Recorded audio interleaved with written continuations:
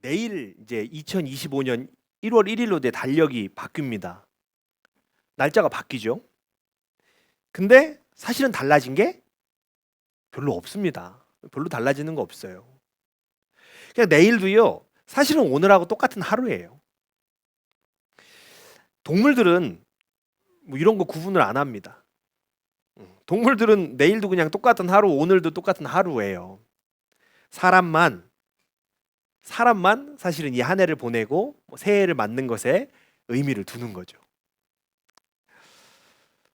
아마 이 새해를 맞이하면서 한 해를 보내면서 의미를 두는 데에 있어서는 사람마다 좀 다른 의미를 좀 두고 있을 것 같아요. 지난 1년의 삶이 너무 힘들었던 분들은 이 한 해가 좀 빨리 가고 새해를 좀 맞이했으면 좋겠다. 올해가 너무 힘들었던 분들은요. 이 한 해가 빨리 가고 내년은 좀 맞이했으면 좋겠다. 달력의 숫자만 바뀌는 게 아니라 그냥 저 묵은 달력과 함께 올해 힘들었던 내 인생도 좀 다 갖다가 뜯어져 버렸으면 좋겠고 그냥 새해가 오면서 새로운 인생, 새로운 삶이 시작됐으면 좋겠다. 아마 이런 마음의 의미를 가지고 새해를 기다리시는 분도 있을 거예요. 또 반대로요. 올 1년이 정말 좋았던 분들이 있으세요. 그런 분들은 내년에도 이렇게 좋을까 싶으면서 어쩌면 올 한 해가 가는 게 아쉬운 분들도 있으실 수 있습니다. 그러면서요. 한 해를 보내면서 어떤 마음이냐면 내년에도 좋은 삶이 올해처럼 이어졌으면 좋겠다. 이런 생각을 하는 거죠. 우리 중에도요. 올해가 가는 게 아쉬운 분들도 있으실 거고 또 어떤 분들은 이놈의 2024년이 좀 빨리 좀 지나갔으면 좋겠다라고 생각하시는 분도 계실 거예요. 올해가 참 좋았다. 아이고 올해는 진짜 힘들었다.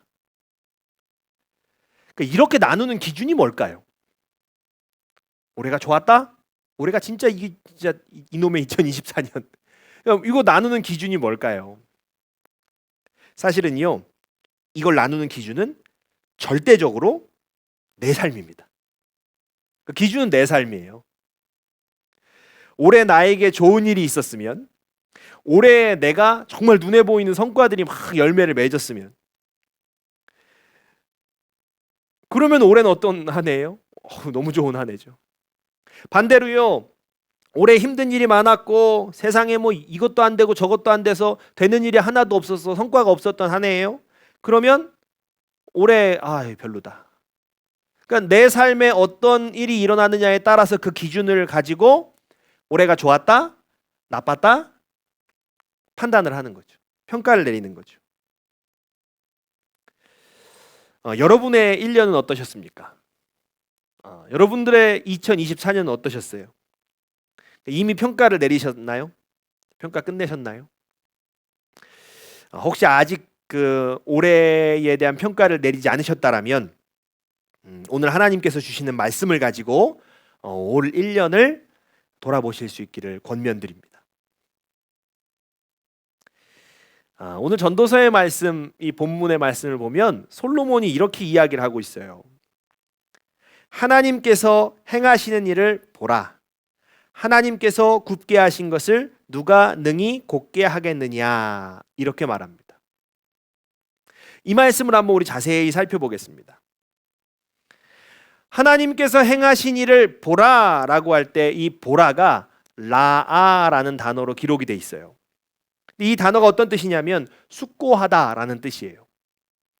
숙고하는 게 무엇인가라고 생각해 보면요. 이게 곰곰이 생각하는 거예요.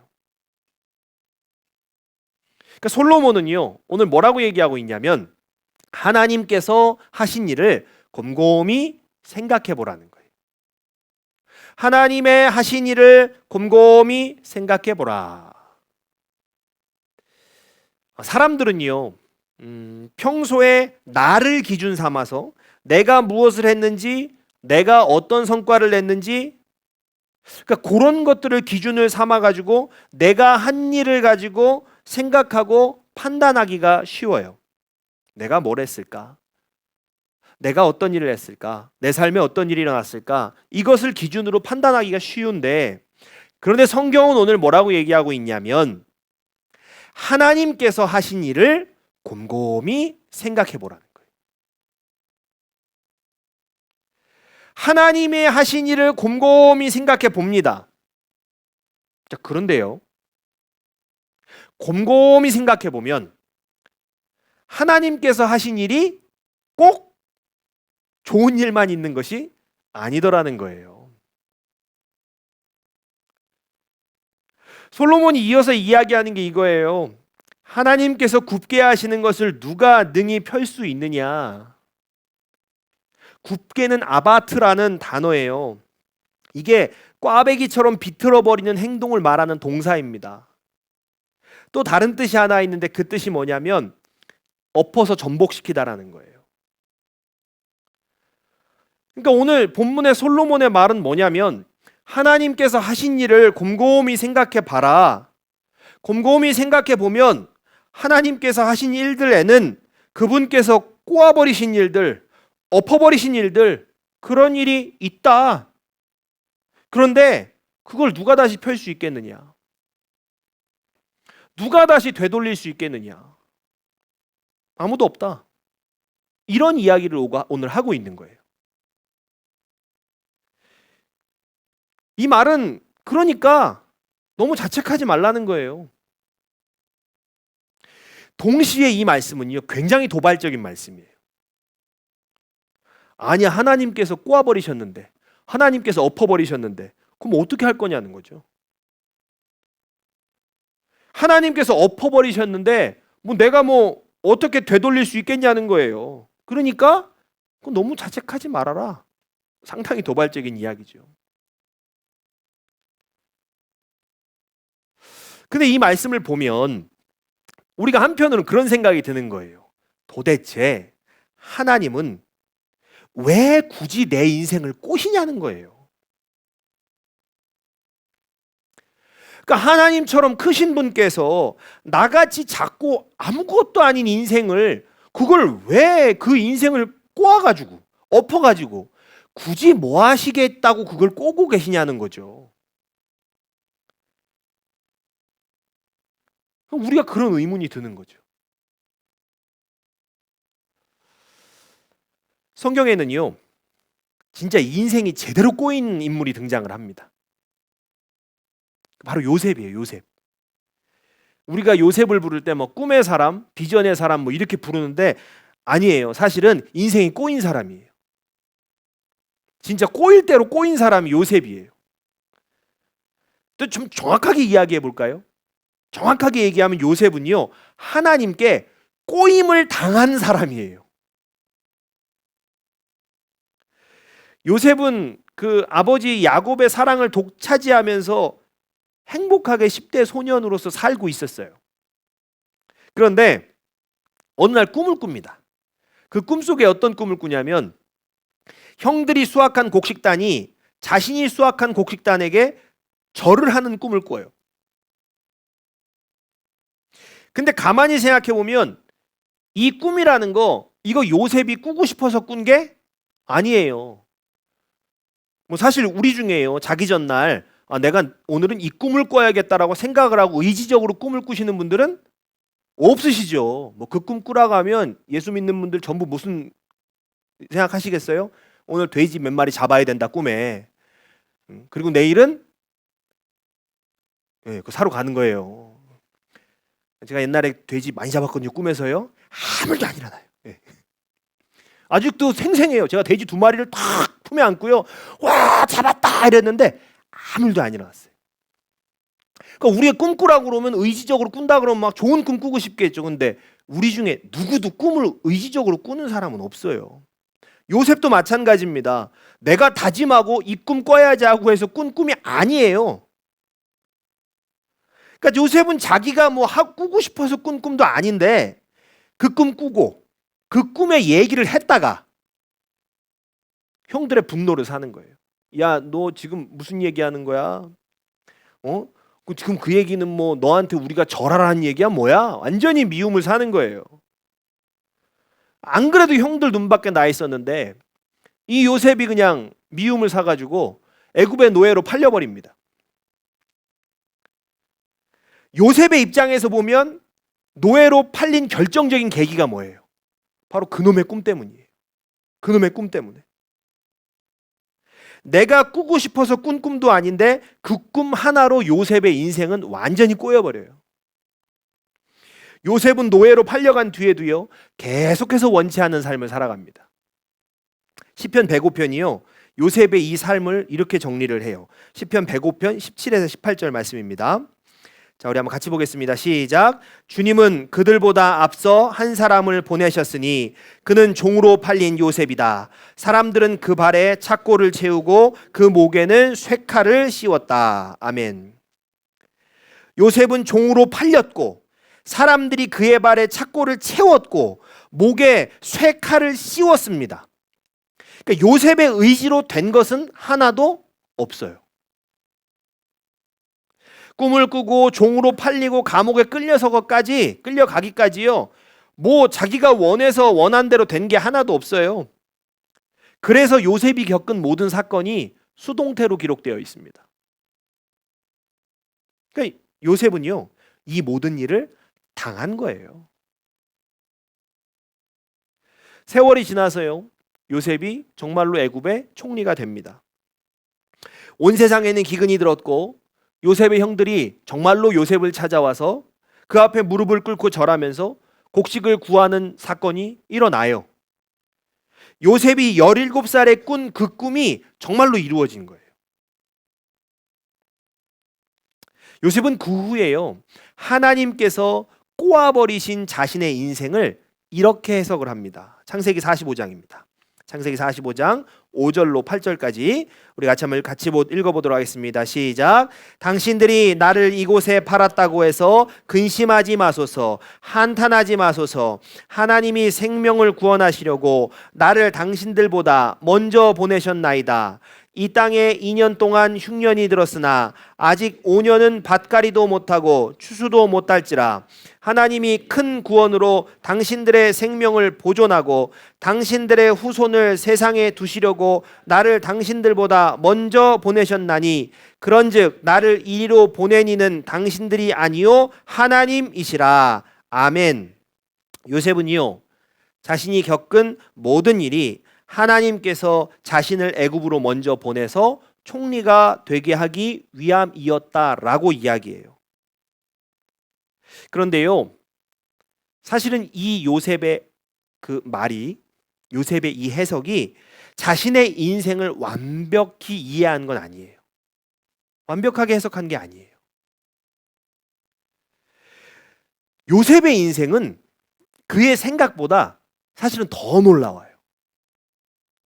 하나님께서는 요셉이 꿈을 꾸게 하시고 노예로 팔려가게 하시고 감옥에 갇히게 하셨고 애굽의 총리가 되게 하셨어요.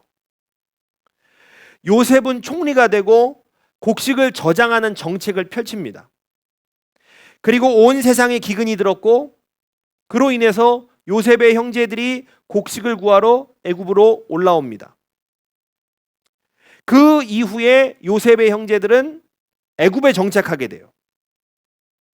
이로 인해서 애굽의 최초로 이스라엘 백성이 살기 시작하는 거예요. 그리고 이 이스라엘 백성이 시간이 지나서 점점 더 번성하게 됩니다. 한 민족이 되는 거예요. 이스라엘 백성이 번성하니까 애굽 사람들이 이스라엘 백성을 노예로 부립니다. 그래서 이스라엘 백성들이 마침내 하나님을 찾기 시작해요. 이로 인해서 출애굽의 역사가 일어납니다. 출애굽의 역사가 일어났기 때문에 이스라엘 백성들은 가나안 땅에 들어갈 수 있었어요. 이스라엘 백성이 가나안 땅에 들어감으로써 하나님께서 아브라함을 부르시고 내가 너의 자손에게 가나안 땅을 주시겠다고 하신 약속이 마침내 이루어진 거예요. 이 긴 역사가 무엇을 이야기해 주는 것일까요? 요셉의 인생 전체가요, 하나님의 말씀을 이루기 위해서 사용되었다는 것입니다. 한 사람의 인생이 하나님께서 당신의 약속을 이루어 가시는데 사용된 것이에요. 그러나 사람은요, 하나님의 크신 일하심을 감히 헤아릴 수가 없어요. 다 이해를 못해요. 요셉도 하나님께서 가족들이 기근을 피할 수 있도록 자신을 미리 애굽에 보내셔가지고 총리가 되고, 그 총리가 돼가지고 자신의 민족들, 자신의 가족들을 구원했다. 여기까지밖에 해석을 못했어요. 꼬여버린 자신의 인생에 어떤 비밀이 있었는지, 숨겨져 있었는지, 자신의 인생이 하나님께 어떻게 쓰임받았는지 그 미처 다 알지 못했습니다. 사람들이 종종 그리스도인에게 이런 말을 합니다. 예수 믿는 사람들한테 이런 말을 해요. 예수 믿는데 너는 인생이 왜 그렇게 꼬이냐? 너는 인생이 왜 그렇게 안 풀리냐? 그런데 너는 왜 계속 예수 믿니? 너는 예수 믿는데 왜 이렇게 인생이 꼬이냐? 그런 말을 해요. 그런 말을 듣습니다. 그런데 이것은요, 기독교를 너무 쉽게 생각하는 거예요. 너무 쉽게 생각한 거예요. 여러분, 성도가 겪는 모든 현실과 고통은요, 하나님의 일하심에 쓰이는 재료입니다. 이거는 단순히 예수 믿으면 복 받는다, 이런 개념으로는 이해할 수가 없는 영역이에요. 그래서 기독교는요, 결코 쉬운 종교가 아닙니다. 하나님께서 내 인생을 꼬아버리시고 뒤집으셔서 정말 죽을 것 같이 힘들고 도대체 내게 뭘 원하시는 거냐고 막 따져 물으면서 절규를 할지라도 하나님을 결코 떠날 수 없는 운명이 기독교를 믿는 자들의 운명이에요. 성도는요, 그 운명에 이끌린 자들이에요. 죽을 것 같이 힘들어도요, 하나님 내게 도대체 뭘 원하시냐고 얘기해도 하나님 곁을 떠날 수가 없어요. 그게 성도의 운명이에요. 이 운명이 이끌린 게 그리스도인이에요. 근데 이제 이런 말씀을 들으면 두려우실 수 있어요.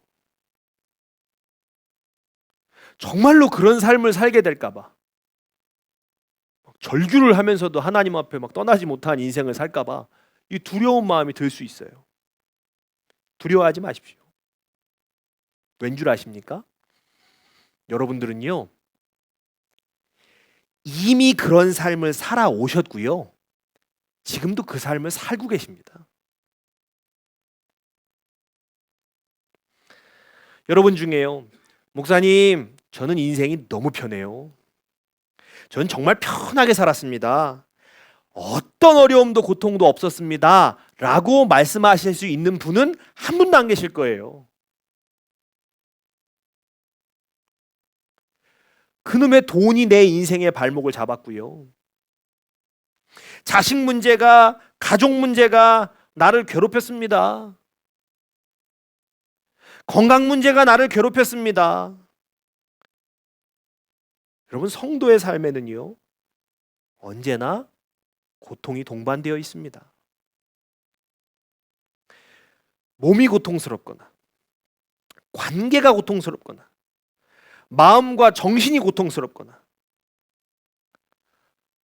아마도 여러분의 삶에는요, 언제나 고통이 있으셨을 거예요.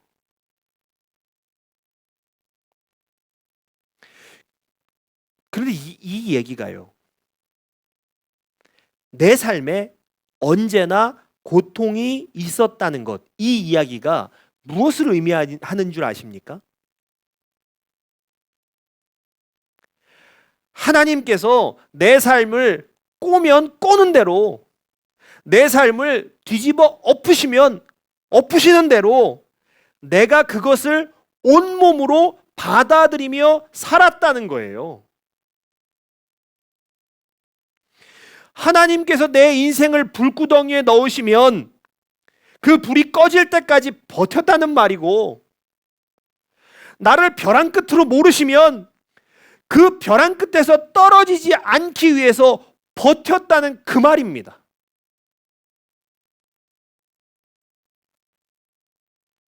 만약에 누가요, 내 인생은 힘든 게 하나도 없는데요, 그렇게 말한다면요, 그거 자랑 아니에요. 성도의 삶에 고통이 없다는 것은요, 내 삶은 하나님께 불순종 그 자체였습니다 라는 말과 동일해요. 나는 하나님이 주시는 고통을 거부했고 하나님께서 내 삶을 이끄는 대로 따르지 않았습니다, 그 말하고 동일한 거예요. 고통이 없다는 거는. 그래서 성도의 삶은요, 평탄한 것이 자랑이 될 수가 없어요. 여러분의 삶이요, 그동안 평탄치 않으셨습니까? 그것이 우리의 자랑입니다.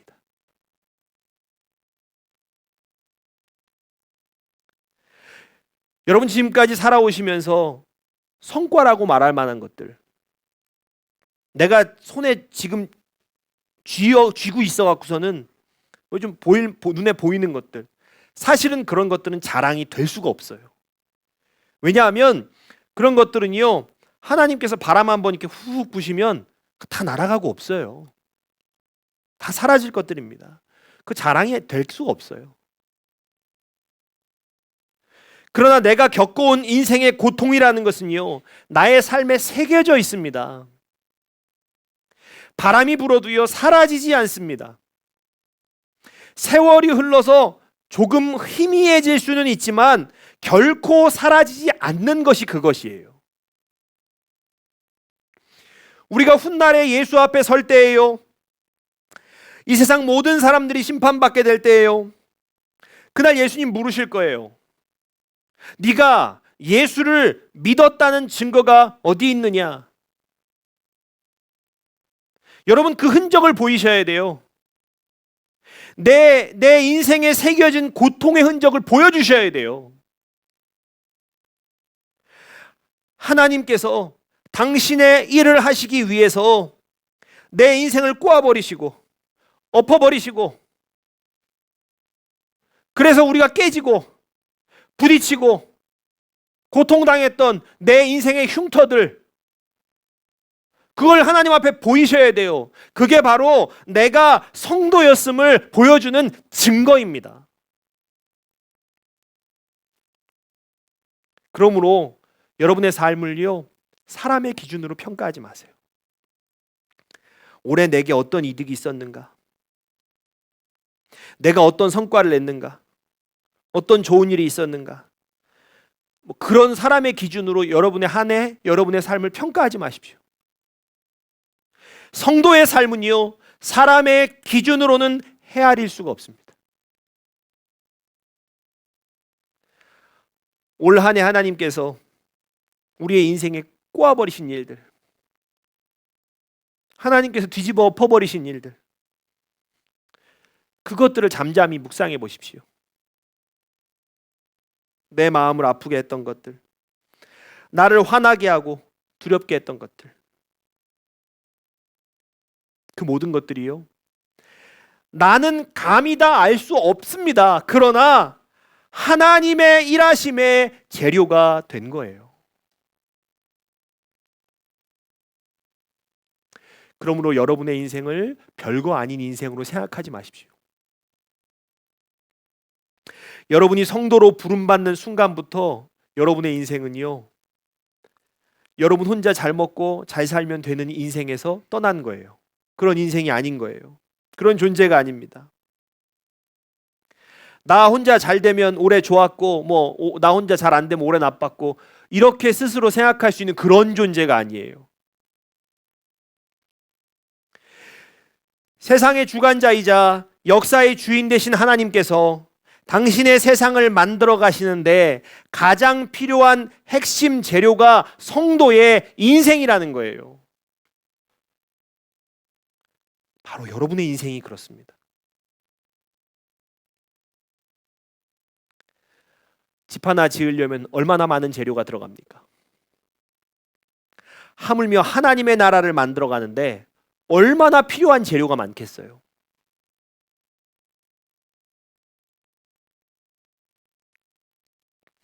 그러므로 내 인생이 그냥 나 하나, 그냥 끼케야 내 가족, 그 정도 잘 먹고 잘 살자고 존재하는 인생이 아니라는 것을 깨달으셔야 돼요. 그래서 우리가 그것을 깨달으셔야 우리의 삶에 반복되는 고통 속에서 우리가 배울 수 있는 것입니다. 우리는 하나님께서 꼬아버리시고 뒤집어 엎으신 이들을 통해서 배우고 성장하면서 진정한 성도가 됩니다. 진정한 성도로 거듭나는 거예요. 그렇게 하나님 나라를 세워가는 좋은 재료가 되는 거예요. 나이롱으로는요, 좋은 걸 못 만들어요.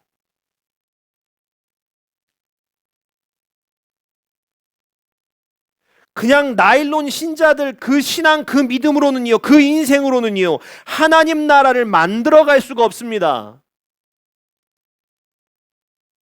그런 재료로 하나님 나라 만들면 부실공사예요.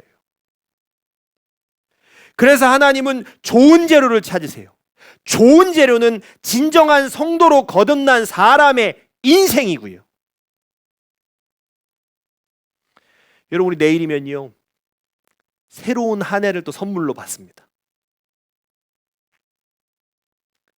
하나님은 이 새로운 한 해에도요, 우리 인생을 당신의 나라를 만들어 가시는 재료로 쓰실 거예요. 제가 오늘 송구영신 예배 드리면서 새해 여러분에게 좋은 일이 있을 거예요, 복 받으십시오, 막 새해에는 뭐 더 좋게 막 복의 복을 흔들어서 막 이런 얘기를 안 한다고 해서 서운해하지 마세요.